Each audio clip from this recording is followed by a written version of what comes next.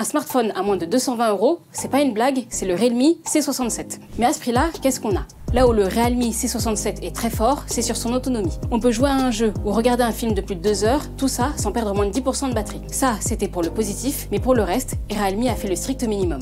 La taille de l'écran, 6,72 pouces, est idéale pour les jeux, mais la qualité de l'écran n'est pas au rendez-vous. Par exemple, pour le même prix, le Samsung Galaxy A15 propose un écran d'une bien meilleure qualité, une dalle Super AMOLED, alors que Realme se contente d'une dalle LCD, ce qui n'est pas idéal pour les images. Pour ce qui est du processeur, il est possible de jouer à des jeux gourmands en ressources, mais il va falloir faire des sacrifices. Le Realme C67 est équipé d'un Snapdragon 685, ce qui convient pour une utilisation classique, mais qui n'est pas idéal pour les jeux. Realme promet un champion de la photo, mais avec cette caméra, on est loin d'avoir des performances de qualité. À l'arrière, on retrouve un capteur principal de 8 mégapixels, et Realme propose de nombreux modes de prise de vue qui ne servent en réalité pas à grand chose.